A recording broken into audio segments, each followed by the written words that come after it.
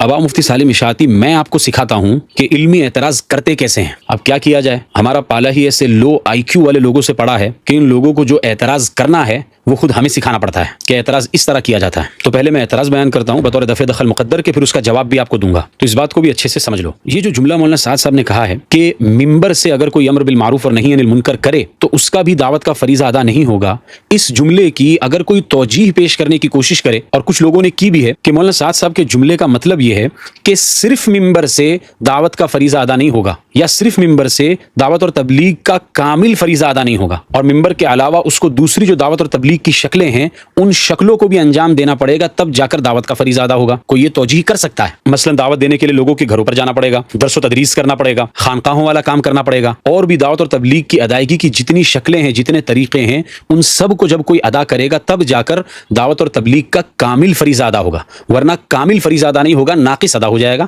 کوئی یہ توجیح مولانا سعد صاحب کے جملے کی کر سکتا ہے؟ بظاہر معقول توجیح نظر آ رہی ہے، لیکن بالکل پھسپھسی توجیح ہے۔ اب اس کا جواب اچھے سے سمجھ لو۔ اولاً تو ہم یہ کہیں گے کہ یہ توجیح القول بما لا یرضی بہ القائل کی قبیل سے ہے، یعنی متکلم کے کلام کی ایسی توجیح کرنا جس کو متکلم خود تسلیم نہ کرے۔ ثانیاً علی سبیل التسلیم، اگر ہم مان بھی لیتے ہیں کہ مولانا سعد صاحب کی مراد بھی یہی ہے، علی سبیل التسلیم مان لو، تو پھر سب سے پہلا سوال میرا یہ ہے کہ دعوت اور تبلیغ کی وہ ساری شکلیں ہمیں بتائیں جن کے کرنے سے دعوت اور تبلیغ کا فریضہ ادا ہوگا، اور ان میں سے اگر کوئی ایک بھی چھوٹ جائے تو دعوت کا فریضہ ادا نہیں ہوگا۔ وہ ساری شکلیں ہمیں بتا دیں۔ ثالثاً مولانا سعد صاحب تو 35 سال سے تبلیغ میں لگے ہوئے ہیں، یا شاید اس سے زیادہ سے لگے ہوئے ہیں۔ یہ جو ساری شکلیں ہیں جن کے انجام دینے ہی پر تبلیغ کا فریضہ کامل ادا ہوگا، کیا ان ساری کی ساری شکلوں کو مولانا سعد صاحب انجام دے رہے ہیں؟ اگر مولانا سعد صاحب انجام دے رہے ہیں ساری شکلوں کو تو اس کو ثابت کریں، اور اگر مولانا سعد صاحب بھی ساری شکلوں کو انجام نہیں دے رہے ہیں، کچھ شکلوں پر عمل کر رہے ہیں، کچھ شکلوں کو چھوڑ رہے ہیں، تو مولانا سعد صاحب کی بھی دعوت کا فریضہ کامل ادا نہیں ہوا۔ تو پھر دوسروں پر الزام کیوں ہے، ممبر والوں پر الزام کیوں ہے کہ ان کی دعوت کا فریضہ کامل ادا نہیں ہو رہا ہے؟ کامل تو مولانا سعد صاحب کی تبلیغ کا فریضہ بھی ادا نہیں ہو رہا ہے۔ پھر رابعاً وہ ساری شکلیں جن پر عمل کرنا ضروری ہے